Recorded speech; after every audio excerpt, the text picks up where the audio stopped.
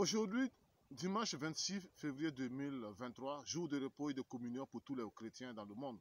Que la gloire de Jésus-Christ, le Seigneur qui a créé le ciel et la terre, se manifeste. Amen.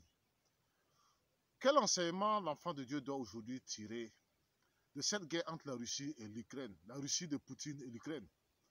N'oubliez pas que ce monde a été créé par la parole de Dieu, qui est Jésus-Christ manifesté dans la chair.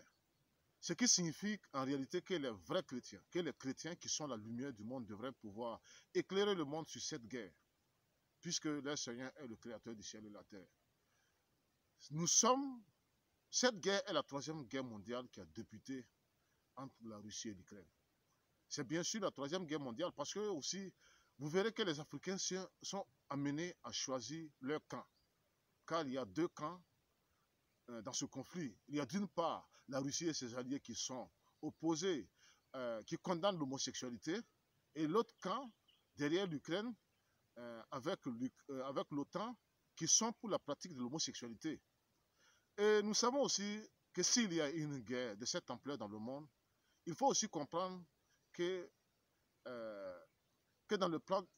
cela fait partie du plan du Dieu de la Bible.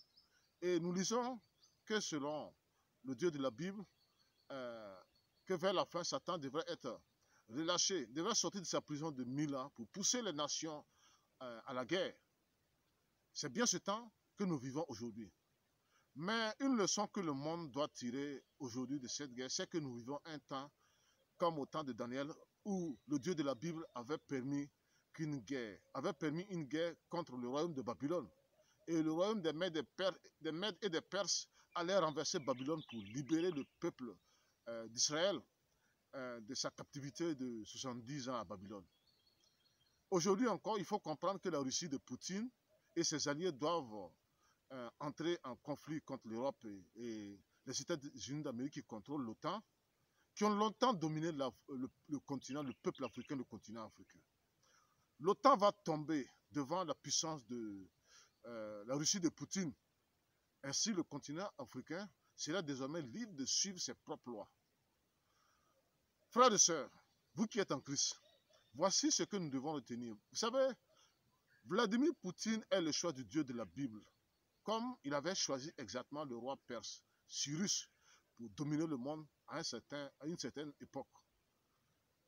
Aujourd'hui, Poutine a été choisi pour accorder la vraie liberté au continent africain, pour que désormais les Africains puissent se sentir libres de choisir leurs propres décisions sans qu'ils ne puissent être imposés par quoi que ce soit par les Occidentaux.